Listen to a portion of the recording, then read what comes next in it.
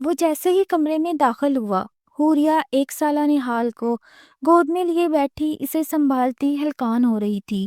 ایک بات ہمیشہ یاد رکھنا، تم میرے بچے کے لیے یہاں آئی ہو، اور خبردار جو مجھے رجھانے کی کوشش بھی کی تو۔ وہ پہلے سے ہی غصے میں بھرا ہوا تھا، سارا غصہ اس معصوم پہ اتار دیا۔ اچھا سنیں، منی کا پیمپر چینج کرنا ہے، مجھے پیمپر پکڑا دیں۔ اچانک اس کی سریلی آواز سنتا وہ جھٹکے سے اس کی طرف مڑا۔ وٹ؟ ارے اونچا سنتے ہیں، وٹ نہیں پیمپر۔ اف اف، کس بہرے سے آپی نے شادی کرا دی؟ وہ خود ہی اٹھ کے پمپر ڈھونڈنے لگی۔ اس کے والدین نے زبردستی اس کی دوسری شادی کروا دی، پر وہ بچے کی جگہ اس سے ہی تکنی کا ناچ۔ یہ تم کیا کہہ رہی ہو؟ حیدر شاہ کی آنکھیں پھٹنے کی حد تک کھل چکی تھیں۔ وہ کل کی آئی لڑکی اس پر کیسے روک ڈال رہی تھی؟ وہ ایک دم جاتے ہوئے مڑا، اور حوریا جو نہال کا پیمپر اٹھا کر ابھی مڑی ہی تھی، ایک دم سے حیدر شاہ کی گرفت میں آ کر بوکھلا گئی۔ وہ اسے دیوار کے ساتھ لگا کر سختی سے اس کی آنکھوں میں دیکھتے ہوئے بولا، یہ کس پر روک ڈالنے کی کوشش کر رہی ہو تم؟ پیچھے ہٹو مجھ سے۔ حوریا نے اس کی باتوں پر کوئی بھی رد عمل دیے بغیر ایک جھٹکے سے ہاتھوں سے اسے پیچھے کی جانب دھکا دیا اور بولی، پہلی ہی یہ شادی میں نے بہت مشکل سے کی ہے، میرے لیے اور مشکلات کھڑی کرنے کی ضرورت نہیں، جاتے ہوئے دروازہ بند کر دینا۔ یہ بول کر وہ بیڈ پہ آ کے بیٹھ گئی، حالانکہ وہ اچھی طرح جانتی تھی کہ حیدر شاہ وہاں پر کھڑا اسے پوری طرح سے گھور رہا تھا، اور وہ بھی مسلسل کن اکھیوں سے اسے دیکھ رہی تھی۔ تبھی اپنے غصے کی تاب نہ لاتے ہوئے حیدر شاہ جاتے ہوئے کمرے سے باہر نکلا اور پوری شدت سے دروازہ دے مارا۔ اس کے باہر جاتے ہی حوریا نے ایک گہرا سانس لیا اور نہال کو اپنی گود میں اٹھا کر نرمی سے پیار کرنے لگی۔ سوری، تمہیں برا لگا نا کہ تمہارے باپ کے ساتھ میں نے اتنا سخت رویہ اپنایا ہے؟ تمہیں ایک بات بتاؤں، یہ ہے ہی اس قابل۔ جو کچھ اس نے تمہاری ماں کے ساتھ کیا تھا نا، سب پتا ہے مجھے، دیکھنا تمہاری ماں کی طرح نہیں بنوں گی۔ یہ سننے کی دیر تھی کہ نہال رونے لگا، تو وہ اس نے پچکارتے ہوئے اپنے کندھے سے لگا کر جھولے دینے لگی۔ کتنا منع کیا تھا اپنے گھر والوں کو کہ مجھے یہ شادی نہیں کرنی، مگر کوئی بھی اس کی بات سننے والا نہ تھا۔ وہ اپنی بی بی ایس کے آخری سیمیسٹر میں تھی، اس کے بعد اسے ایم فل بھی کرنا تھا، لیکن گھر والوں نے امارت دیکھ کر فوراً سے اس کا نکاح حیدر شاہ کے ساتھ کر دیا۔ وہ شہر میں بھی رہتا تھا اور گاؤں میں بھی تھا، اور گاؤں اور شہر کا فاصلہ تقریباً 2 گھنٹوں کا تھا۔ وہ چاہنے کے باوجود بھی اپنی پڑھائی شادی کے بعد جاری نہیں رکھ سکتی تھی۔ حیدر شاہ کی پہلی بیوی اور حوریا دونوں ہی بچپن کی سہیلیاں تھیں، لیکن جیسے جیسے بڑی ہوتی گئی تو دونوں اپنے اپنے کاموں میں مگن ہو گئی۔ انہی حالات میں نمل کی شادی حیدر شاہ کے ساتھ ہو گئی، اور وہ چاہنے کے باوجود اپنی سہیلی کی شادی پر نہیں آ سکی، کیونکہ ان دنوں اس کے اینول پیپر چل رہے تھے۔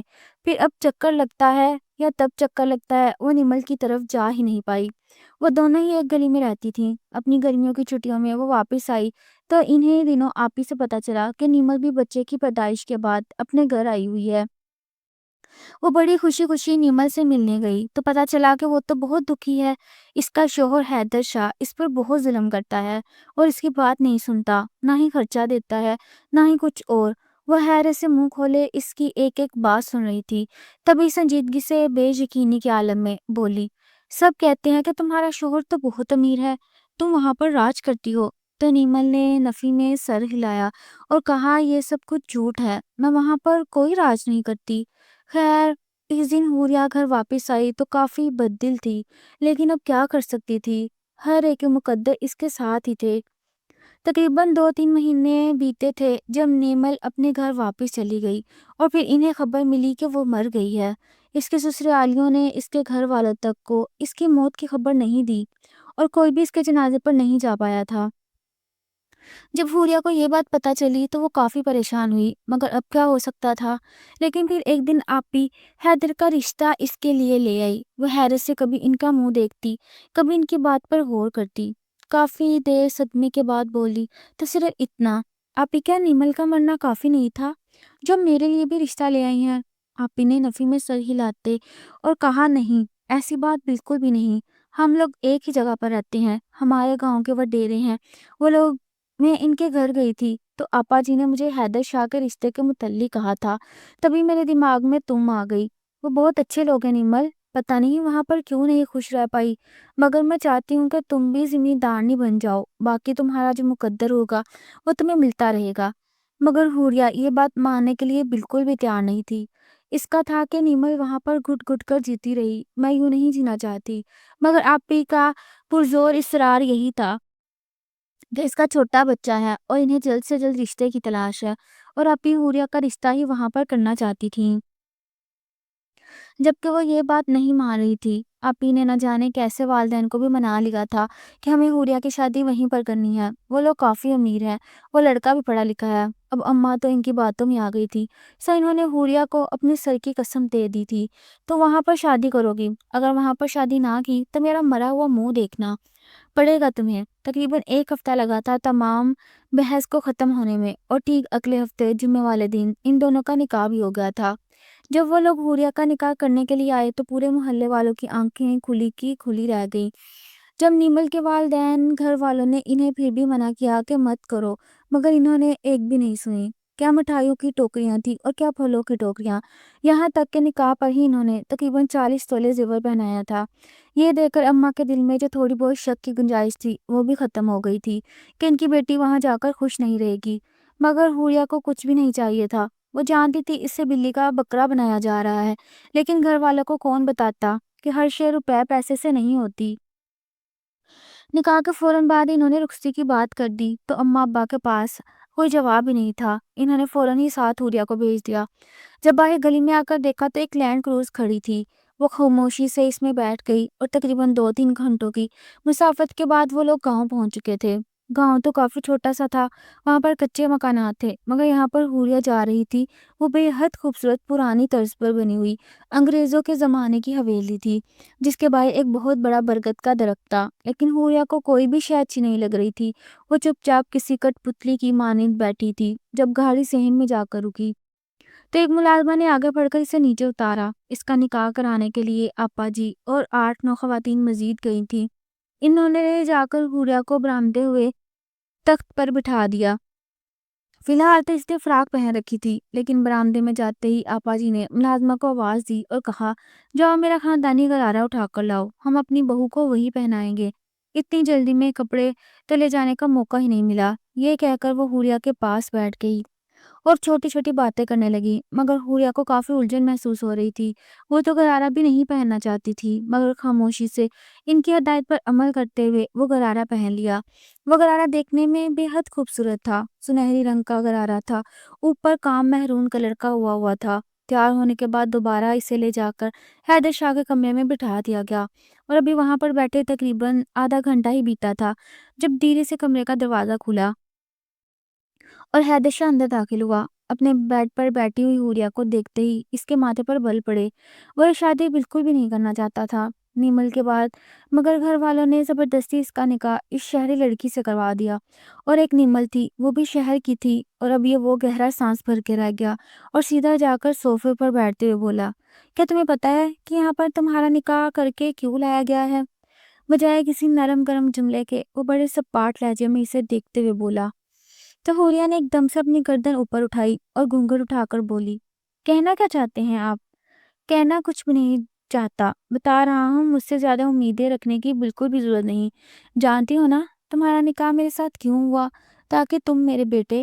اس سے پہلے وہ اپنا جملہ مکمل کرتا حوریہ فوراً سے بولی، جانتی ہوں آپ کے بیٹے کی نگرانی کے لیے ایک ملازمہ لے کر آئے ہیں گھر والے۔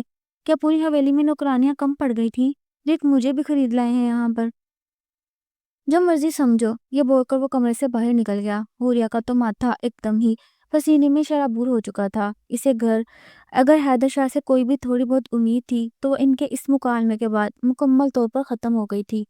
بے اختیار اس کی آنکھوں میں آنسو آنے لگے تو فوراً سے اس نے اپنے آنسو پونچھتے ہوئے دل سے دل میں تہیہ کیا کہ میں اس انسان سے دب کر بالکل بھی نہیں رہنے والی۔ جو کچھ اس نے نیمل کے ساتھ کیا ہے میں وہ سب اپنے ساتھ نہیں کرنے دوں گی۔ وہ بھی اپنی گہری سوچ میں ہی گم تھی جب دوبارہ کمرے کا دروازہ کھلا اور حیدر اپنی گود میں بچے کو اٹھائے کمرے میں داخل ہوا۔ لا کر وہ بچہ حوریہ کے سامنے بیڈ پر لٹا دیا اور بولا، یہ میرا بیٹا ہے نہال، امید ہے کہ تم اچھا خیال رکھو گی، لیکن اگر تم نے میرے بیٹے کو رتی برابر بھی تکلیف پہنچانے کی کوشش کی تو یہ بات یاد رکھنا، کھڑے کھڑے تمہیں شوٹ کر دوں گا۔ یہ بول کر وہ کمرے سے باہر نکل گیا، جبکہ وہ پیچھے حیرت سے اسے دیکھتی رہی۔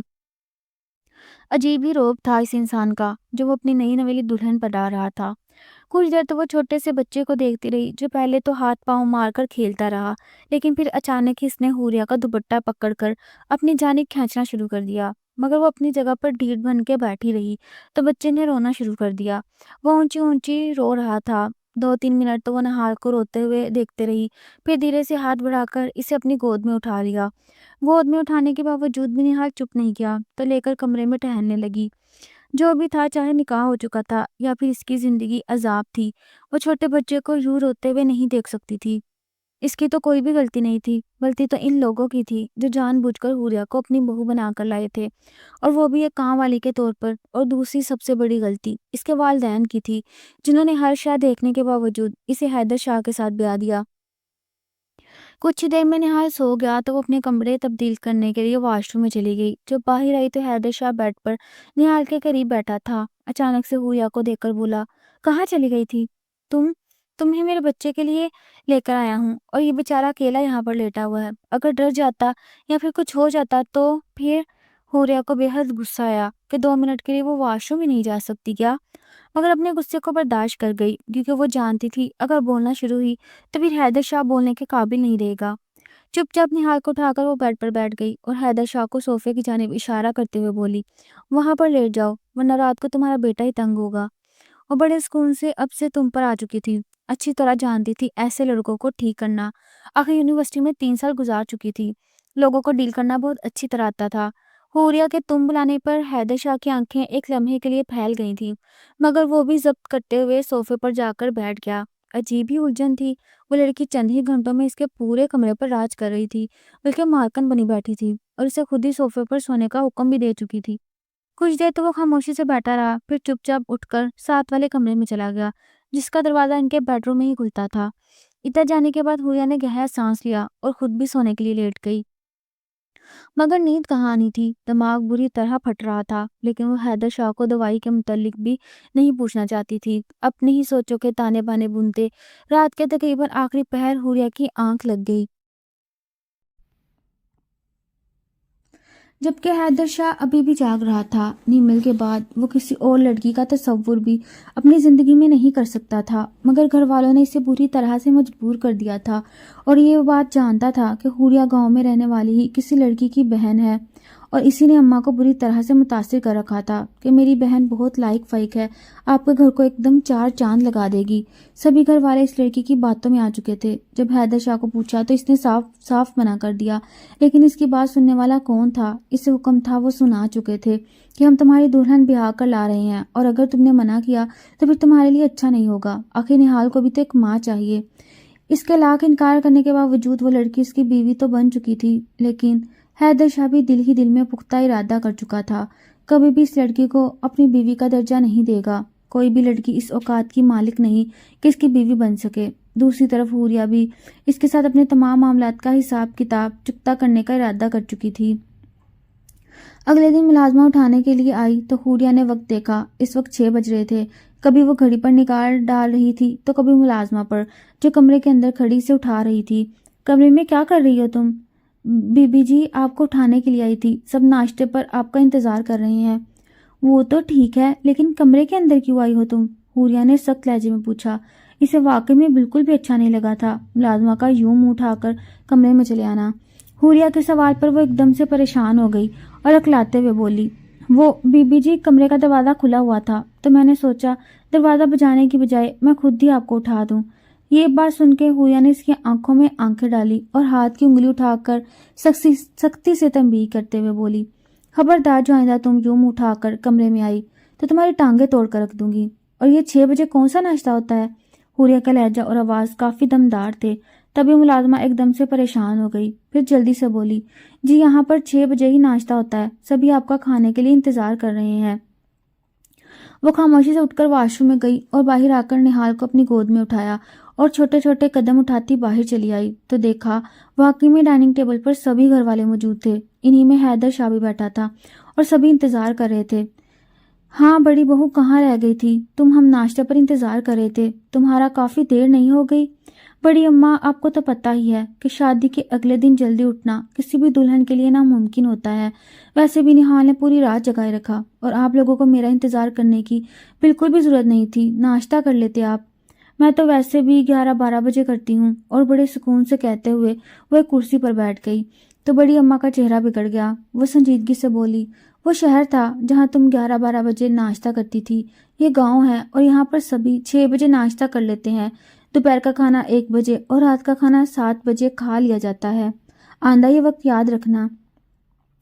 بڑی اماں عادت پڑتے پڑتے ہی پڑے گی نا۔ خیر، یہ کہہ کر اس نے کھانا شروع کیا تو باقی گھر والوں نے بھی کھانا شروع کر دیا، جبکہ حیدر شاہ کو یہ بڑا عجیب لگا تھا۔ کبھی بھی بڑی اماں کے ساتھ کسی نے اس لہجے اور انداز میں بات نہیں کی تھی، جبکہ حوریہ کافی پر اعتماد لگ رہی تھی۔ اس کے بولنے میں بالکل بھی لچک نہیں آئی تھی یا وہ ہکلائی نہیں تھی، بلکہ بڑے سکون سے اپنی بات مکمل کر کے کھانا کھانا شروع کر دیا۔ تقریباً 2-3 نوالے لینے کے بعد ہی وہ اٹھ کھڑی ہوئی اور بولی، میرا پیٹ بھر گیا، ویسے بھی اس وقت میں کھانا نہیں کھاتی، تو بھوک لگے گی کھا لوں گی، اور کسی کا انتظار کیے بغیر کمرے میں آ گئی۔ حیدر شاہ کو کافی شرمندگی محسوس ہو رہی تھی۔ بڑی اماں نے جن نگاہوں سے حیدر شاہ کو دیکھا تھا وہ اندر ہی اندر کٹ کر رہ گیا۔ صاف لگ رہا تھا کہ وہ اماں کی شکایتی نگاہیں ہیں جو وہ حیدر شاہ پر ڈال رہی تھیں۔ پہلے نیمل اور اب وہ بھی اپنا کھانا چھوڑ کر اٹھ کھڑا ہوا اور پیچھے پیچھے ہی کمرے میں آ گیا۔ یہ کیا طریقہ تھا تمہارا نیچے بات کرنے کا؟ کون سا طریقہ؟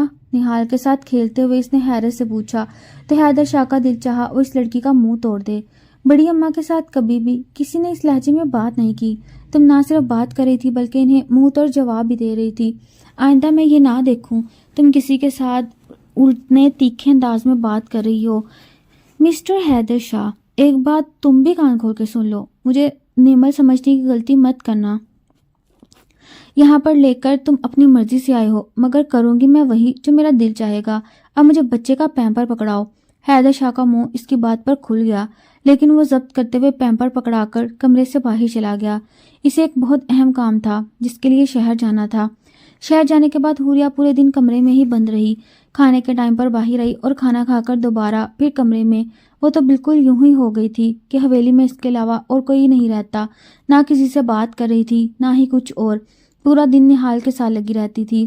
تقریباً رات کے وقت حیدر شاہ واپس آیا تو بڑی اماں نے اسے اپنے کمرے میں بلایا اور کہا، حیدر، ہم تم بڑے چاؤ سے تمہاری بیوی کو لے کر آئے تھے کہ شہر کی پڑھی لکھی ہے، لیکن ہمیں لگتا ہے کہ بہت بڑی غلطی ہو گئی، وہ تو ہمیں کچھ سمجھتی ہی نہیں، پورا دن کمرے سے باہر نہیں نکلی۔ بہتر ہے اپنے انداز میں اسے سمجھا لو کہ اس حویلی کے بھی کوئی قوانین ہیں جن پر اسے عمل کرنا ہوگا۔ حیدر شاہ خاموشی سے ان کی بات سن کر بولا، میں نے تو منع کیا تھا آپ کو، کیونکہ میرا تو عورت ذات پر اعتبار ہی ختم ہو گیا۔ نیمل کے بعد میں بالکل بھی شادی نہیں کرنا چاہتا تھا، مگر آپ کی ضد تھی، تو اب دیکھ لیں، جو بھی ہے میں کچھ نہیں کر سکتا۔ انہیں صاف صاف انکار کر کے وہ کمرے میں واپس آیا تو دیکھا وہ واش روم سے باہر آ رہی تھی۔ صبح والے کپڑے تبدیل کر رکھے تھے اور اب وہ نسبتاً ہلکے رنگ کے کپڑوں میں ملبوس تھی۔ گیلے گیلے بال کندھوں پر بکھرے تھے۔ ایک لمحے کے لیے تو وہ دمغہ بخود رہ گیا، کیونکہ واقعی میں اس کا نام حوریہ اس پر ٹھیک جچتا تھا۔ دیکھنے میں واقعی وہ کسی اور پری سے کم نہیں لگتی تھی۔ بے داغ سفید رنگت، گلابی خمدار ہونٹ اور بڑی بڑی آنکھیں۔ کتنی ہی دیر وہ اس کے حسن میں ہی گم رہا، تبھی حوریہ عین اس کے سامنے آ کر کھڑے ہوتے ہوئے بولی، کون سے سکتے میں کھڑے ہو گئے ہو؟ دیکھ رہے ہو نا کہ نہال رو رہا ہے، کم سے کم اسے ہی پکڑ لو، میں نے نہیں پیدا کیا، تمہاری اولاد ہے یہ، مجھے لا کر بالکل ہی بے خبر ہو گئے ہو۔ وہ اس کے سامنے کھڑی اچھی خاصی خبر لے رہی تھی۔ حیدر شاہ خاموشی سے نہال کی جانب بڑھا اور اسے اپنی گود میں اٹھا کر چپ کروانے لگا، مگر وہ چپ کر ہی نہیں رہا تھا۔ تبھی ملازمہ کو بلا کے نہال اسے تھما دیا۔ ملازمہ کے باہر جاتے ہی حیدر شاہ نے آگے بڑھ کے کنڈی لگا لی اور مڑ کر حوریہ کو دیکھنے لگا۔ واقعی میں اس وقت وہ خود کو بہت بے بس محسوس کر رہا تھا۔ نیمل کے جانے کے بعد شاید وہ لڑکیوں کو دیکھنا ہی بھول چکا تھا، لیکن آج بہت دنوں بعد کسی نے اس کی مردانگی کو للکارا تھا۔ ایک لمحے کے لیے تو حوریہ ڈر گئی تھی، لیکن پھر فوراً سے اپنے جذبات پر قابو پاتے ہوئے وہ خود کمرے سے باہر نکلنے لگی تو حیدر شاہ نے اس کی کلائی تھام کر اپنی جانب کھینچا تو ہڑبڑا کر بولی، کیا بات ہے؟ مجھے باہر جانا ہے، پیچھے ہٹو۔ اتنی بھی کیا جلدی ہے باہر جانے کی؟ بیوی ہو آخر میری، जब से हमारी शादी हुई है मिलके 2 घड़ी बात भी नहीं की। हैदर शाह इसकी आंखों में बड़े गौर से देखते हुए बोला, जिस पर हुरिया काफी जुजबुज हो रही थी। हैदर शाह पीछे हटो, मुझे बाहर जाना है। इसका लहजा एकदम सपाट था, गोया एक तरह से वो अपनी हद बता रही थी कि मुझे तुमसे कोई भी बात नहीं करनी। तो हैदर शाह ने फौरन ही इसके दीवार के साथ लगाया और फिर इसकी आंखों में आंखें डालकर बोला, मुझसे शादी करने के बाद क्या समझने लगी हो तुम खुद को? मैंने क्या समझना है, मैं जो हूँ वही हूँ, मैं बिल्कुल भी नहीं बदली। और तुम पीछे हटो, क्यों मेरे करीब आने की कोशिश कर रहे हो? शादी की पहली रात तुमने ही बताया था कि मुझे अपने बेटे के लिए एक नौकरानी बनाकर लाए हो, तो फिर बाकी जो कुछ तुमने निमल के साथ किया मैं अपने साथ नहीं होने दूंगी। ये बात अच्छी तरह याद रखना, और जब तुमने मेरे करीब आने की कोशिश की तो मैं चली जाऊंगी। इस बात पर हैदर शाह की आंखें एकदम से सुर्ख हो गईं। यूं लग रहा था कि उसने मिर्चें भरकर इसकी आंखों में डाल दी। उसे कुछ भी दिखाई नहीं दे रहा, क्योंकि हुरिया ने ऐन इसकी दुखती रग पर हाथ रखा था। क्या मैंने गलत किया निमल के साथ? वो अब टूटे हुए लहजे में पूछ रहा था। तो हुरिया ने कंधे उचकाकर कहा, जाहिर है सबको ही पता है कि तुमने कितनी अजियत दी थी अपनी बीवी को, जीते जी मार डाला। मुझसे ऐसी उम्मीद मत रखना कि मैं तुम्हारे जालिम और ज्यादतियां बर्दाश्त करूंगी। ये कहते हुए अपने हाथ से हैदर शाह को पीछे की जानिब धक्का दिया और खामोशी से कुंडी खोलकर कमरे से बाहर निकल आई। इसके दिल की धड़कन काफी बढ़ चुकी थी, डर भी लग रहा था, लेकिन अपने ऊपर फख्र भी महसूस हो रहा था, क्योंकि वो इन लोगों से डरने वाली नहीं थी। नीचे आई तो निहाल बड़ी अम्मा की गोद में बैठा था। बड़ी अम्मा ने इसे देखते ही अपने पास बुलाया और कहा, बेटी पूरा दिन कमरे में रही हो, कोई बात ही नहीं की। हमने इधर आओ, अपने मुतल्लिक बताओ, क्या पढ़ती थी तुम? हुरिया का दिल तो जा रहा था कि वो इन्हें 2 टोक मना कर दे कि मुझे बिल्कुल भी आपके साथ नहीं बैठना, लेकिन फिर भी मुरव्वत के हाथों मजबूर होकर खामोशी से वहां जा बैठी और बड़ी अम्मा के छोटे छोटे सवालात के जवाब देने लगी। दिल में ये बात भी आ रही थी कि न जाने बड़ी अम्मा ने निमल को कितना तंग किया होगा, मगर वो ये भूल चुकी थी कि इस घर में वो इनकी बहू बनकर आई है, ना कि निमल का बदला लेने के लिए। मगर फिर भी न जाने क्यों वो खुद को बहू के बजाय निमल की जगह पर ही तस्वुर कर रही थी। इसका हर कदम यूं था जैसे वो खुद को बचाने की कोशिश कर रही हो, जब कोई भी इसे नुकसान नहीं पहुंचा रहा था, मगर फिर भी वो हर वक्त चौकन्ना थी। इसी दौरान हैदर शाह भी कमरे से निकलकर बाहर जा चुका था, जिस पर हुरिया ने बिल्कुल भी ध्यान नहीं दिया। काफी देर बाद जब वो बाहर गई तो देखा सामने चौकीदार के पैर पर चोट लगी है और हैदर शाह इसका पैर अपने घुटने पर रखकर नीचे बैठा इसकी पट्टी कर रहा है। एक लम्हे के लिए तो हुरिया की आंखें खुल गईं। वो कभी भी नहीं सोच सकती थी कि वो हैदर शाह, जो जूते पर मट्टी नहीं पड़ने देता, अपने मुलाजिम के पैर को छू रहा था। हालांकि वो इसे अस्पताल भेज सकता था या फिर किसी को भी पट्टी का कह देता, मगर ऐसा नहीं था। पट्टी करने के बाद वो नरमी से बोला, गुलाम बाबा अब छुट्टी करें, घर रहें कुछ दिन, जब तक जख्म बिल्कुल ठीक नहीं हो जाता काम पर आने की जरूरत नहीं। ये देखकर हुरिया वापस अंदर चली गई, जबकि दिल की हालत काफी अजीब थी। अभी जो कुछ देखा था, आया क्या वो सब ठीक था या नहीं? हैदर शाह ने इसे बाहर खड़े हुए नहीं देखा था। एकदम से इसके दिल में हैदर शाह के लिए नरम गोशा पैदा होने लगा, लेकिन नहीं, इतनी जल्दी वो धोखा नहीं खा सकती थी। अगर वो इतना अच्छा था तो फिर निमल को क्यों मार दिया? इन लोगों ने ये एक पहेली थी जो इसे हल करनी थी, और इसका जवाब हर सूरत पाक का रहना था। तकरीबन 2-3 दिन बीत चुके थे। हैदर शाह किसी काम के सिलसिले में शहर गया हुआ था। जब से कमरे में इसने निमल के मुतल्लिक बात की थी, तब से लेकर अब तक इन दोनों का कोई भी आमना सामना नहीं हुआ था। सुनो, मुलाजमा कमरे में डस्टिंग कर रही थी। जब हुरिया ने इसे पुकारा तो वो जल्दी से बोली, जी बीबी जी, क्या बात है? मैं देख रही थी बड़ी अम्मा को तुम बता रही थी कि तुम्हें पैसों की ज़रूरत है। इसने सुबह वाले वाक़े का हवाला दिया तो वो जल्दी से मुस्कुरा कर बोली, बीबी जी, मैंने बड़ी अम्मा को बताया था कि मेरी बेटी की शादी है। तुम्हें कितने पैसे चाहिए मुझे बताओ, मैं दे दूंगी। हुरिया ने नरमी से कहा तो वो इसे दुआएं देते हुए बोली, नहीं बीबी जी, 1 रुपया भी नहीं चाहिए। बड़ी बीबी जी ने शादी का पूरा खर्चा ना सिर्फ उठाया है, बल्कि मेरी बेटी का जहेज भी दिलाने का वादा किया। हुरिया के लिए यह हैरत का दूसरा झटका था। वाकई में जब वो इस हवेली आई थी, किसी ने भी इसके साथ बुरा रवैया नहीं रखा था। क्या बड़ी बीबी इतनी ही अच्छी हैं? हुरिया ने नरमी से पूछा तो वहाँ हाँ में सर हिलाकर बोली थी, वो तो बहुत अच्छी हैं जी, किसी की भी मदद की ज़रूरत होती है तो भागकर इसकी मदद करने के लिए तैयार रहती हैं। ये बात सुनकर वो नरमी से बोली, लेकिन निमल भी तो इसके घर में रहती थी, इसके साथ क्या किया इन लोगों ने? नौकरानी ने चौकन्ना होकर इर्द गिर्द देखा और फिर नरमी से बोली, बीबी जी, निमल बीबी का नाम मत लीजिए इस हवेली में, इनका नाम लेना सख्ती से मना है। इस पर हुरिया तंजिया अंदाज में मुस्कुरा कर बोली, پھر تم کہتے ہو کہ حویلی والے بہت خیال کرتے ہیں اپنی پہلی بہو کا نام تک لینا یہاں پر کسی کو گوارا نہیں۔ یہ بول کر وہ دوبارہ نکال کے دیکھنے میں مگن ہو گئی تھی۔ نوکرانی نرمی سے اس کے پاس آ کر نیچے فرش پر بیٹھ گئی جبکہ وہ بیڈ پر بیٹھی تھی۔ وہ آرام سے بولی، بی بی جی ہم ملازم ہیں لیکن انسان بھی ہیں، اچھی طرح سے ہر شے کو محسوس کرتی ہوں، اور میں یہ محسوس کر رہی ہوں کہ آپ حویلی والوں کے بہت خلاف ہیں جی۔ مجھے نہیں لگتا تمہیں ان باتوں کے متعلق کچھ کہنا چاہیے، اپنا کام کرو۔ حوریہ نے سختی سے اسے ٹپٹ دیا کیونکہ اسے واقعی میں ملازمہ کی بات اچھی نہیں لگی تھی۔ جی ٹھیک ہے، یہ بول کر وہ کھڑی ہوئی اور نرمی سے بولی، لیکن مجھے لگتا ہے نیمل بی بی کے متعلق کسی نے آپ کو غلط بتایا ہے۔ حویلی والوں نے ان پر ظلم نہیں کیا بلکہ نیمل بی بی نے کیا تھا۔ یہ بول کر وہ دوبارہ پھر اپنے کاموں میں مگن ہو گئی تو حوریہ کا دماغ ایک دم سے ٹھنک گیا۔ وہ نرمی سے بولی، ادھر اور آ کر مجھے پوری بات بتاؤ۔ نوکرانی تو شاید چاہتی ہی یہ تھی۔ بہا کر کمرے کا دروازہ بند کیا اور دوبارہ پھر اپنی پرانی جگہ پر آ کر بیٹھتے ہوئے بولی، نیمل بی بی نے پوری حویلی کا ماحول بہت خراب کر دیا تھا۔ حیدر سائیں تو جان چھڑکتے تھے ان پر، مگر انہوں نے صدر جی وہ کسی اور کو پسند کرتی تھی۔ حیدر سائی کے ساتھ ہر وقت لڑتی تھی، یہاں تک کہ وہ ان کے ساتھ بھی نہیں رہتی تھی، دوسرے کمرے میں رہتی تھی۔ تبھی تو جی نیمل بی بی نے اس کمرے کا دروازہ ساتھ والے کمرے میں نکلوایا تھا۔ جب انہیں پتہ چلا کہ نہال سائیں آنے والے ہیں تو وہ پہلے سے زیادہ تنگ کرنے لگیں سب کو، یہاں تک کہ اپنا بچہ بھی گرانے کی کوشش کی، مگر بڑی بی بی جی نے نہ جانے کیسے مگر انہیں سنبھال لیا تھا۔ حیدر سائیں نے ان سے وعدہ کیا کہ وہ نہال سائیں کو کوئی نقصان نہ پہنچائیں، جیسے وہ پیدا ہو جائے تو وہ نیمل بی بی کو چھوڑ دیں گے جی۔ وہ بولتی جا رہی تھی جبکہ حوریہ کو یقین نہیں آ رہا تھا۔ پہلے تو حیرت سے اس کا منہ کھلے کا کھلا رہ گیا کہ ایسا کیسے ہو سکتا ہے، نیمل نے مجھے خود بتایا تھا وہ وہاں پر خوش نہیں، اور پھر اس کی موت، یہاں تک کہ اس کے جنازے پر بھی اس کے گھر والوں کو نہیں بلایا گیا تھا۔ وہ سب کچھ کیا تھا؟ تبھی حوریہ نے حیرت سے پوچھا، نیمل تو مر نہیں گئی؟ قبر کہاں پر ہے نیمل کی؟ لے کر چلو مجھے وہاں۔ اس بات پر ملازمہ ایک دم سے ڈر گئی اور بولی، بی بی جی قسم کھائی تھی ہم نے، بڑی بی بی نے ہمیں دلوائی تھی قسم کہ ہم نیمل بی بی کا راز حویلی کی دیواروں سے باہر نہیں نکالیں گے، لیکن میں آپ کو دیکھتی ہوں تو مجھے ترس آتا ہے کہ آپ پورے معاملے سے بے خبر ہیں۔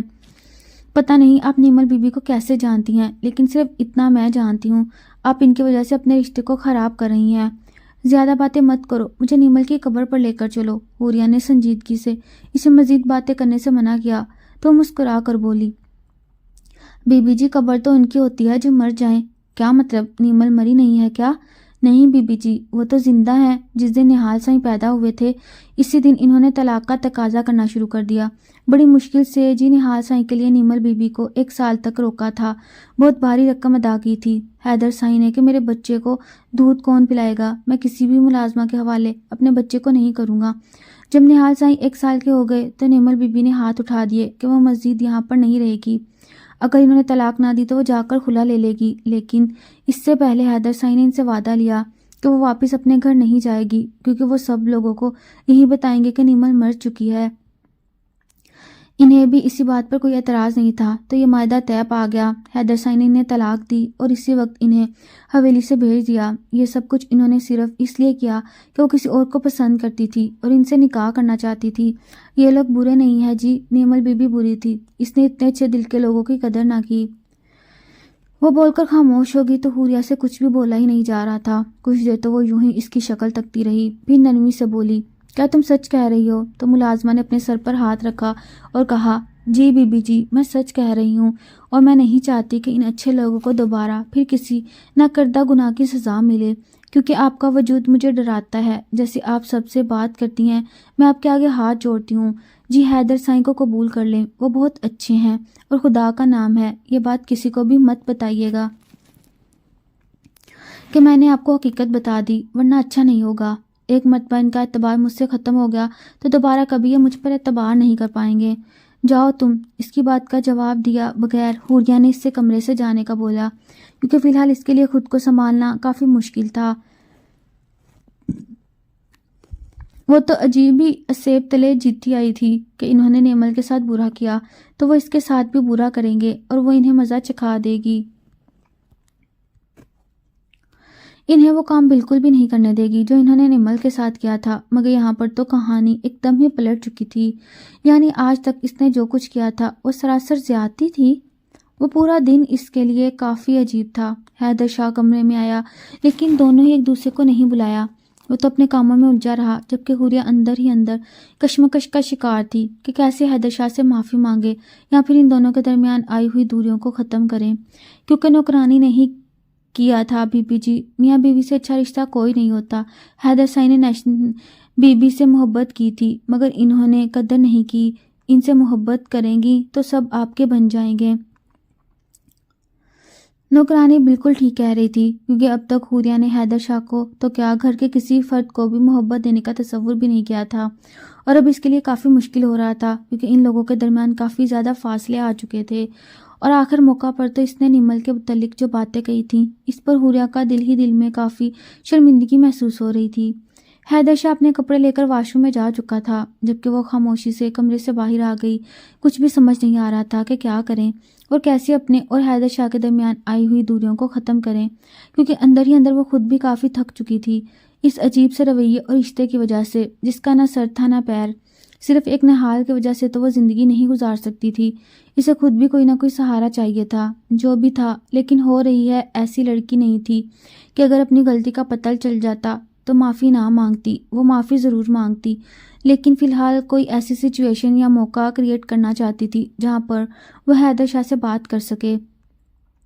وہ باہر آئی تو دیکھا ملازمہ رات کے کھانے کی تیاری کر رہی تھی۔ چپ چاپ کچن میں چلی آئی اور ملازمہ کو منع کر دیا کہ کھانا آج میں پکاؤں گی۔ وہ حیرت سے بولی، بی بی جی آپ کیسے پکائیں گی؟ مگر اس نے ملازمہ کی بات کا کوئی بھی جواب نہیں دیا اور اسے اپنی مدد کروانے کا بول کے نرمی سے بولی، حیدر شاہ کو کیا اچھا لگتا ہے؟ یہ بات سن کر ملازمہ کے چہرے پر ایک مسکراہٹ دوڑ گئی اور وہ نرمی سے بولی، بی بی جی انہیں مٹن کا قورمہ بڑا پسند ہے، جی فرمائش کر کے بنواتے ہیں، لیکن پھر بھی کبھی انہیں میرے ہاتھ کا قورمہ پسند نہیں آیا۔ یہ کہتے ہوئے ساتھ ہی ملازمہ نے اپنے ہاتھ پر ہاتھ مارا اور ہنس دی۔ حوریہ بھی نرمی سے مسکرا دی اور قورمہ بنانے کی تیاری کرنے لگی۔ ساتھ اس نے میٹھے میں فروٹ رائفل بنا دیا تھا اور تڑکے والے چاولوں کے ساتھ بالکل ہلکی پھلکی دال۔ کھانا بنانے کے بعد وہ ملازمہ کو ٹیبل پر رکھنے کا بول کر وہ کمرے میں آئی تو دیکھا حیدر شاہ نہال کے ساتھ مصروف تھا۔ وہ چپ چاپ اپنے کپڑے تبدیل کرنے کے لیے واش روم میں داخل ہو گئی۔ جبکہ کپڑے تبدیل کر کے باہر آئی تو ایک لمحے کے لیے حیدر شاہ کی نگاہیں اس پر ٹک گئیں۔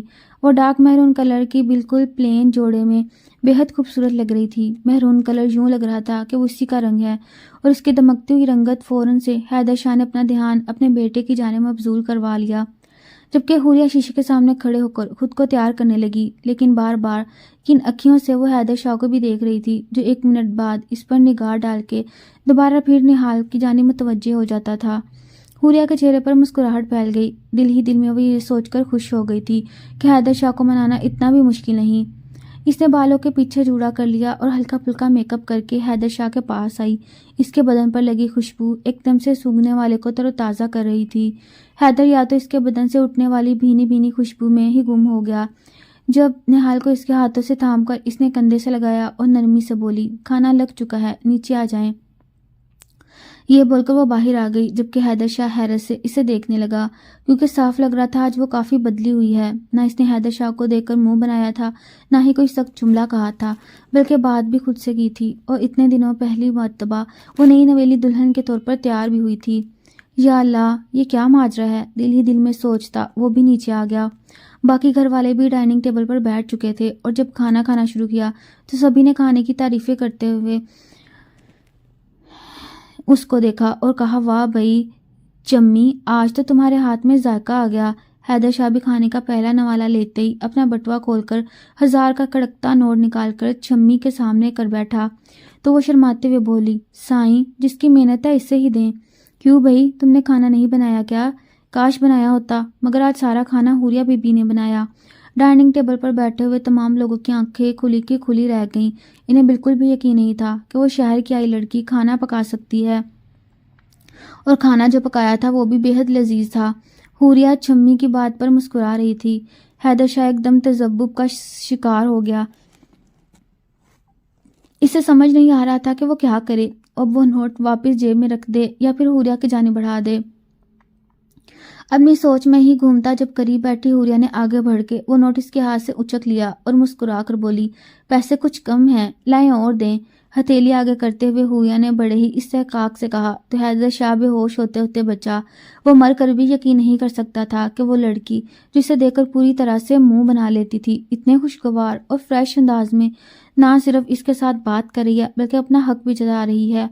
یہ دیکھ کر بڑی اماں کے اعصاب بھی ایک دم سے ڈھیلے ہو گئے۔ ابھی انہیں لگتا تھا حوریا کو لا کر غلطی کر دی، مگر آج لگ رہا تھا شاید انہوں نے جو کیا ٹھیک کیا، کیونکہ آج واقعی میں پہلی مرتبہ ایسا ہوا تھا کہ حوریا انہیں اپنی بہو اور اس گھر کا فرد لگ رہی تھی۔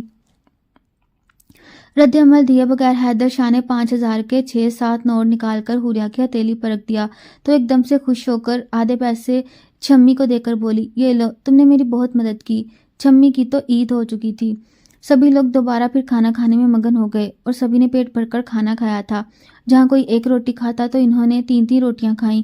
کھانا کھانے کے بعد حوریا اپنے کمرے میں جانے کے بجائے وہیں برآمدے میں بیٹھ کر سب کے ساتھ نہ صرف چائے پینے لگی بلکہ چھوٹی چھوٹی باتوں میں بھی ان کا ساتھ دینے لگی۔ حیدر شاہ کو تو ہر گزرتے لمحے کے ساتھ حیرت کا شدید جھٹکا لگ رہا تھا۔ یوں لگ رہا تھا کہ اس کے جانے کے بعد حوریا بدل گئی ہے، لیکن اتنی اچانک اس کا بدلنا اسے پریشان کر رہا تھا۔ خیر، چائے پینے کے بعد مرد نماز پڑھنے کے لیے چلے گئے اور عورتوں نے گھر میں مل کے نماز پڑھی۔ اس کے بعد وہ نہال کو اپنی گود میں اٹھا کر کمرے میں آئی، جبکہ حیدر شاہ باہر لون میں کھڑا سگریٹ پر سگریٹ پھونک رہا تھا۔ کمرے میں جانے کا دل تو تھا، لیکن الجھن یہ تھی کہ کمرے میں جا کر بات کیا کرے گا۔ وہ اس بات سے بھی باخبر تھا کہ آج کمرے میں گیا تو شاید حوریا کو دیکھ کر اپنے جذبات پر قابو نہ رکھ پائے۔ ایک تو وہ لگ بے حد حسین رہی تھی، دوسرا آج حوریا واقعی میں اس کا دل جیت لیا تھا۔ پھر اتنے دنوں بعد وہ گھر آیا تھا تو عجیب و غریب جذبات ہو رہے تھے، لیکن وہ خود کو حوریا کے سامنے کمزور نہیں کرنا چاہتا تھا۔ تبھی باہر کھڑا ہو کر سگریٹ پر سگریٹ پینے لگا، مگر کتنی دیر تک رک سکتا تھا۔ بالآخر کمرے میں گیا تو حوریا نہال کو سلا چکی تھی۔ اسے دیکھ کر ایک دم سے سیدھی ہو کر بیٹھ گئی۔ حیدر شاہ نے اسے نظر انداز کی اور واش روم میں جا کر اپنے کپڑے تبدیل کر کے واپس آیا تو اب بھی وہ بیڈ پر ایک دم چوکنا بیٹھی تھی۔ ایک نظر اس پر ڈالتے ہوئے حیدر شاہ اپنے کمرے میں جانے لگا تو حوریا نرمی سے بولی، آپ یہاں پر سو سکتے ہیں۔ ریلی؟ حیدر شاہ نے اپنی ابرو اچکا کر پوچھا تو وہ بھی کندھے اچکا کر بولی، اس میں قباحت بھی کوئی نہیں۔ قباحت تو نہیں، مگر حیرت ہو رہی ہے، آج تک تو ایسا کچھ بھی نہیں سنا تمہارے منہ سے۔ حیدر شاہ کو دل ہی دل میں خوشی بھی ہو رہی تھی، کیونکہ واقعی میں وہ آج رات حوریا کے ساتھ سونا چاہتا تھا، مگر یہ بات اپنی زبان سے کہہ نہیں پا رہا تھا۔ حوریا نے کوئی جواب نہیں دیا تو خاموشی سے صوفے پہ آ کر لیٹ گیا۔ بیوی کیوں بنا کر لائے تھے اگر اتنی ہی دوری رکھنی تھی تو؟ کافی دیر بعد کمرے میں ایک دم سے حوریا کی آواز گونجی تو حیدر شاہ گھبرا کر اٹھ بیٹھا۔ اسے کافی عجیب لگ رہا تھا۔ حوریا نے لیمپ آن کیا تو اب بھی وہ بیڈ کے ساتھ ٹیک لگا کر بیٹھی تھی۔ تم نے کبھی قریب آنے کا موقع ہی نہیں دیا، حیدر شاہ نے بھی گلہ کیا تو حوریا کی نرم سی آواز اس کے کانوں میں پڑی، قریب آنے کی کوشش تو کرتے، تو بتاؤ کیا میری کوشش کو ناکام تو نہیں کرو گی؟ صوفے پر بیٹھ کر ٹیک لگاتے ہوئے حیدر شاہ نے دھڑکتے دل کے ساتھ کہا۔ اگر ابھی حوریا اس سے انکار کر دیتی تو اس کی کیا عزت رہتی، لیکن پھر بھی اس نے پوچھ ہی لیا۔ وہ دھیرے سے بیڈ سے اتری اور نین اس کے سامنے آ کر کھڑی ہو گئی۔ جب حیدر شاہ نے اس کی کلائی تھام کر اسے اپنے اوپر گرایا اور دونوں کی سانسیں ایک ہونے لگی، اتنا مشکل بھی نہیں تھا وہ تمام خوشیاں پانا جنہیں حوریا کسی اور کا سمجھتی تھی، جبکہ وہ راجدھانی ہی اس کی تھی، جہاں اب شاید کسی اور کی کوئی گنجائش بنتی ہی نہیں تھی۔ صبح کی پہلی کرن کھڑکی سے کمرے میں داخل ہوئی تو حوریا نے پہلی بار خود کو ہلکا پھلکا محسوس کیا تھا۔ اس کے دل پر سے نیمل کی کشیدگی کا بوجھ اور بدلے کا جو غیر حقیقی عزم تھا وہ مکمل طور پر ہٹ چکا تھا۔ حیدر شاہ بھی گہری نیند سو رہا تھا۔ اس کا مضبوط بازو حوریا کے گرد حمائل تھا، جیسے وہ ابھی سے کھونا نہیں چاہتا ہو۔ حوریا نے نرمی سے اس کے سینے پر ہاتھ رکھا۔ کل رات کی قربت نے تمام رشتوں کو نئی تعریف دی تھی۔ ایک نوکرانی کے فرض سے بڑھ کر اب وہ واقعی اس گھر کی ملکہ تھی۔ اسے شدت سے احساس ہوا کہ اس نے حیدر شاہ سے کتنی زیادتی کی، اس کے دکھ کو نہ سمجھ کر، اسے ظالم سمجھ کر، جبکہ وہ خود نیمل کی بے وفائی کا شکار تھا۔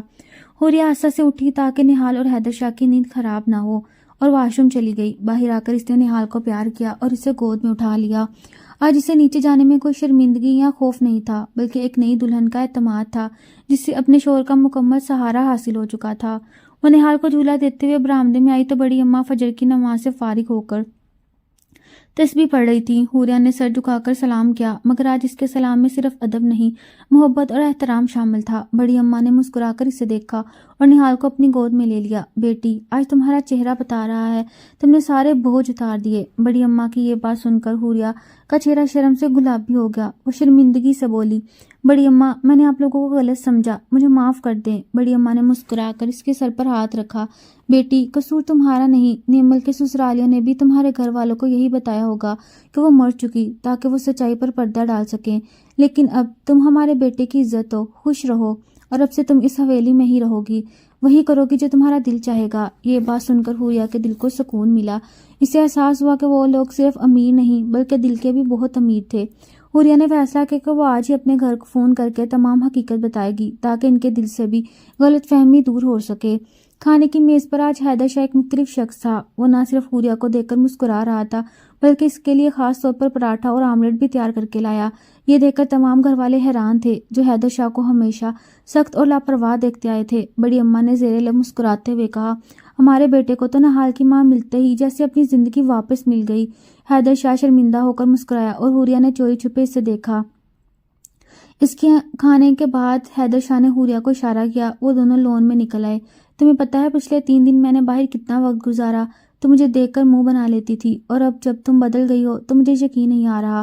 حیدر شاہ اپنے بازو پھیلا کر کہا۔ حوریہ اس کے قریب گئی اور نرمی سے بولی، ابھی بھی یقین نہیں آ رہا تو آ جاؤ، میں تمہیں یقین دلاتی ہوں۔ اس کی اس شوخی پر حیدر شاہ ہنس پڑا اور پیار سے اپنے سینے سے لگا لیا۔ حیدر شاہ نے حوریہ کو اس کی تعلیم دوبارہ شروع کرنے کی اجازت دینے کے لیے بات کی۔ حوریہ، تم اپنا ایم فل کا خواب پورا کرو، میں گاؤں میں اپنے کاموں کو ایسے ترتیب دوں گا کہ تم روز شہر جا سکو۔ حیدر شاہ کی یہ پیشکش حوریہ کے لیے ایک بہت بڑا سرپرائز تھی۔ اسے یاد آیا کہ وہ کس طرح اپنی پڑھائی کے مرنے تک کا غم پالے بیٹھی تھی، اور حیدر شاہ نے ایک ہی جھٹکے میں اس کی تمام پریشانیوں کو ختم کر دیا۔ اس نے تشکر بھری نظروں سے اسے دیکھا اور کہا، میں اس احسان کو کبھی نہیں بھولوں گی۔ حیدر شاہ نے اس کا ماتھا چوما اور کہا، یہ احسان نہیں، تمہارا حق ہے، تم میری بیوی ہو، تمہیں اپنے خواب پورے کرنے کا پورا حق ہے۔ پھر حوریہ نے اسے نیمل کے متعلق تمام سچائی ملازمہ کے ذریعے جاننے کی بات بتائی۔ حیدر شاہ کا چہرہ ایک لمحے کے لیے زرد ہو گیا، لیکن پھر اس نے گہری سانس لی۔ اب تمہیں سمجھ آیا کہ ہمارا گھر صرف امیر نہیں، نیک بھی ہے، اس نے ہلکی سی مسکراہٹ کے ساتھ کہا۔ حوریہ کو مزید شرمندگی ہوئی اور اس نے حیدر شاہ کا ہاتھ تھام کر کہا، وہ پوری طرح اس کے ساتھ ہے۔ شام کو حوریہ اپنے گھر فون کیا۔ اس کی آپی نے فون اٹھایا تو حوریہ نے نرمی سے تمام حقیقت بتائی۔ آپی نیمل مری نہیں تھی بلکہ وہ کسی اور سے شادی کرنے کے لیے اپنے سسرال چھوڑ کر گئی تھی۔ حیدر شاہ باقی سب لوگ اس حقیقت کو چھپانا چاہتے تھے تاکہ خاندان کی عزت محفوظ رہے۔ حوریہ کی آپی کو یہ سن کر شدید جھٹکا لگا۔ وہ حیرت سے بولی، کیا تم سچ کہہ رہی ہو؟ ہم تو آج تک تمہیں وہاں قربانی کا بکرا سمجھتے رہے اور حیدر شاہ کو ظالم۔ حوریہ نے ٹھنڈا سانس لیا۔ ہاں آپی، آپ نے بھی غلط سمجھا، لیکن اب میں بہت خوش ہوں، وہ بہت اچھے لوگ ہیں۔ آپی نے فوراً اماں اور ابا کو یہ بات بتائی، جنہیں پہلے تو یقین نہیں آیا، مگر پھر تمام واقعات کو جوڑ کر انہیں بھی احساس ہوا کہ ان سے غلطی ہوئی تھی۔ اماں روتے ہوئے فون پر آئیں اور حوریہ سے معافی مانگی۔ انہوں نے صرف پیسوں کے لالچ میں اسے زبردستی وہاں بھیج دیا تھا۔ حوریہ نے انہیں تسلی دی اور بتایا کہ وہ اپنا ایم فل دوبارہ شروع کرنے والی ہے۔ اس رات حوریہ دوبارہ حیدر شاہ کے ساتھ نیمل کے بارے میں بات کی۔ حیدر تم نے اسے اتنی محبت دی لیکن وہ تمہیں دھوکہ دے کر چلی گئی، تمہیں تکلیف نہیں ہوئی؟ حیدر شاہ نے بہت ٹھنڈے لہجے میں جواب دیا، تکلیف؟ جب وہ چلی گئی تو مجھے لگا میری روح مجھ سے جدا ہو گئی۔ 3 سال میں نے خود کو دنیا سے کاٹ لیا تھا، لیکن نہال میرا سہارا بنا۔ میں نے خود سے وعدہ کیا کسی بھی عورت کو اپنی زندگی میں نہیں لاؤں گا، لیکن جب میرے گھر والوں نے تمہارا رشتہ قبول کرنے پر زور دیا تو میرے دل میں پہلی بار امید جاگی کہ شاید تم نیمل جیسی نہیں ہو۔ اس کی بات سن کر حوریہ کا دل پسیج گیا۔ اس نے حیدر شاہ کا ہاتھ اپنے ہاتھ میں لیا اور کہا، میں ہمیشہ تمہاری وفادار رہوں گی، یہ وعدہ ہے۔ ان دونوں کے درمیان اب رشتہ جسمانی قربت سے آگے بڑھ کر مضبوط جذباتی اعتماد اور وفاداری کی بنیاد پر استوار ہو چکا تھا۔ حوریہ نے اگلے ہی ہفتے شہر جا کر اپنے ایم فل میں داخلہ لے لیا۔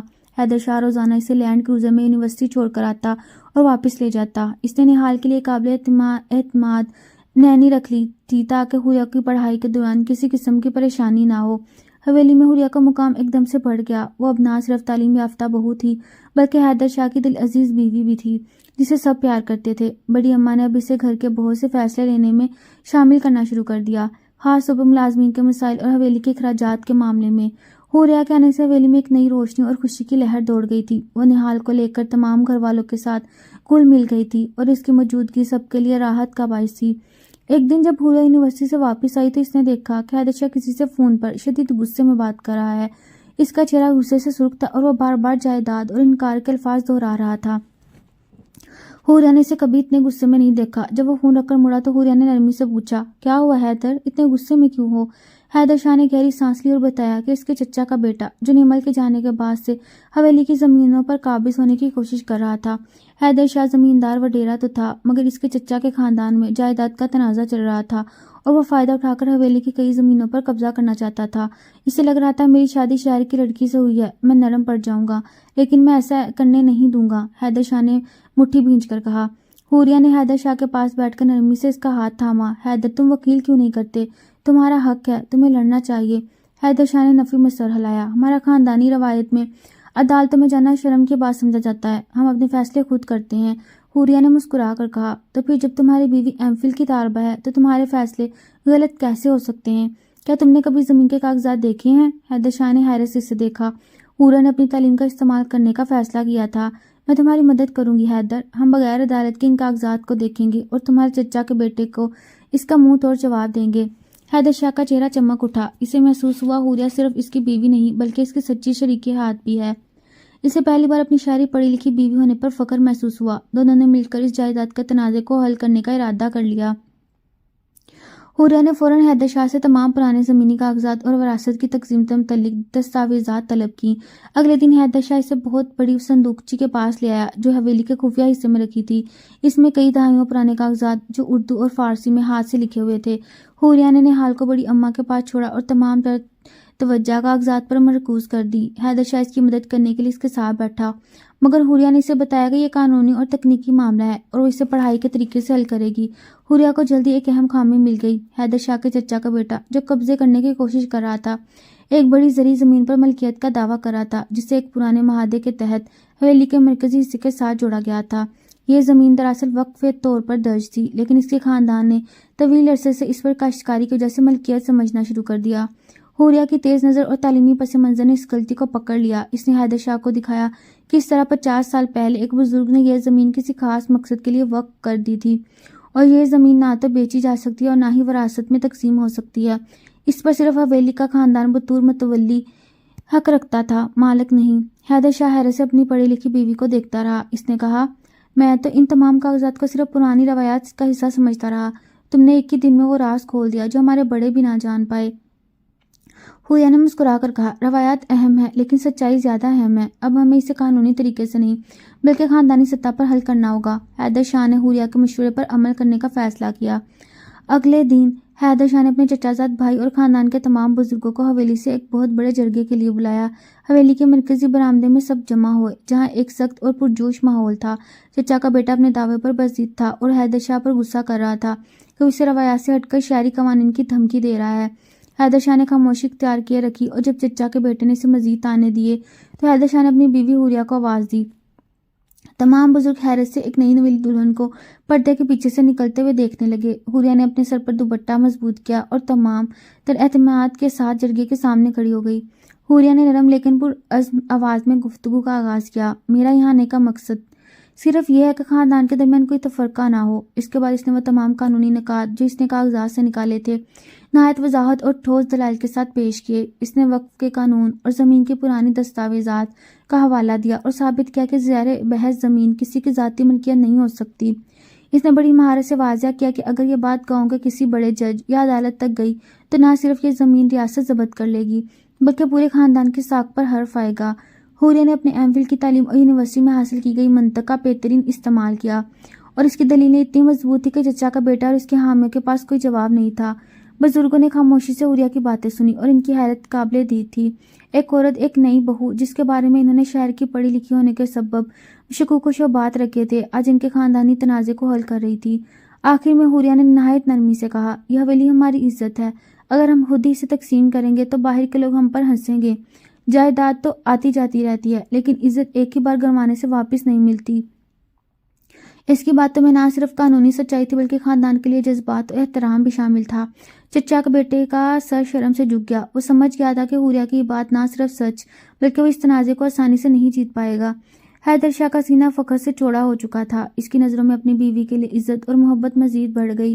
بزرگوں نے حوریہ کو بے پناہ دعائیں دی اور بڑی اماں کی آنکھوں میں خوشی کے آنسو تھے۔ جرگا نے فوراً فیصلہ کیا کہ حوریہ کے دلائل درست ہیں اور چچا کے بیٹے کو اپنے تمام دعوے واپس لینے ہوں گے۔ اس نے سر جھکا کر حامی بھر لی۔ حویلی میں موجود تناؤ کا ماحول یکلخت خوشی اور اطمینان میں بدل گیا۔ حوریہ نے کامیابی کے ساتھ اپنے شوہر اور اس کے خاندان کو عزت بچائی تھی۔ حیدر شاہ نے اسے بازو سے تھام کر کمرے میں واپس لے گیا اور وہاں پہنچ کر اس نے پہلی بار حوریہ کو اپنے بازو میں بھر لیا۔ اس کی آنکھوں میں چمک تھی۔ تم میری بیوی نہیں، تم میری نجات دہندہ ہو۔ جائیداد کا تنازع حل ہونے کے بعد حویلی میں حوریہ کا مقام ایک دم سے بہو سے مشیر کا ہو گیا۔ بڑی اماں اب بھی ہر چھوٹے بڑے فیصلے میں حوریہ کی رائے لیتی اور حیدر شاہ تو اس کے بغیر ایک قدم بھی نہیں اٹھاتا تھا۔ ان دونوں کا رشتہ اب نہ صرف محبت کا تھا بلکہ ایک مکمل ذہنی ہم آہنگی اور اعتماد کا بھی تھا۔ حوریہ نے اپنے ایم فل کی تعلیم کے ساتھ ساتھ گھر اور نہال کو بھی بہترین طریقے سے سنبھال رکھا تھا۔ وہ حویلی کے ملازمین اور گاؤں کی عورتوں کے مسائل بھی سنتی اور ان کا حل نکالتی۔ حیدر شاہ نے اپنی جائیداد کی دیکھ بھال کا ایک بڑا حصہ حوریہ کے سپرد کر دیا کیونکہ وہ جانتا تھا وہ ہر چیز کو شفاف اور ایمانداری سے سنبھالے گی۔ حوریہ کی زندگی کا سب سے بڑا خالی پن اس کی تعلیم کا ادھورا رہ جانا بھی پورا ہو چکا تھا اور اسے دنیا کے سامنے خود کو ثابت کرنے کا موقع بھی مل چکا تھا۔ کچھ مہینوں بعد حوریہ کا ایم فل مکمل ہوا اور حیدر شاہ فخر سے اسے یونیورسٹی کی تقریب میں لے گیا۔ حوریہ کی محنت اور حیدر شاہ کے ساتھ اس کے تعاون کی کہانی گاؤں اور شہر میں ایک مثال بن گئی۔ لوگوں کو یہ سمجھ آ گیا کہ ایک پڑھی لکھی عورت اگر چاہ لے تو وہ نہ صرف گھر کی چار دیواری بلکہ باہر کی دنیا میں بھی اپنے شوہر کی سب سے بڑی طاقت بن سکتی ہے۔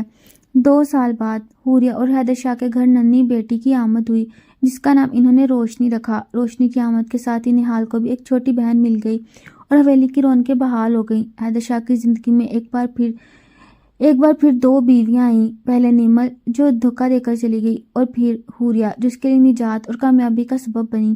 حیدر شاہ اکثر حوریہ سے کہتا کہ نیمل کا چلے جانا ہی اس کی زندگی کا سب سے بڑا شرط نکاح تھا کیونکہ اسی کی وجہ سے وہ حوریہ جیسی شریک حیات کا حاصل کر پایا جو اس کی زندگی میں روشنی لے آئی۔ اب حیدر شاہ اور حوریہ نے مل کر یہ فیصلہ کیا تھا کہ وہ نہ صرف نہال کو بلکہ روشنی کو بھی اس کی تعلیم کو خوابوں کو پورا کرنے کی مکمل آزادی دیں گے اور وہ عورت ذات کی ترقی کے لیے کام کریں گے جس سے حویلی کی آنے والی نسلیں حوریہ کی مثال پر چل سکیں۔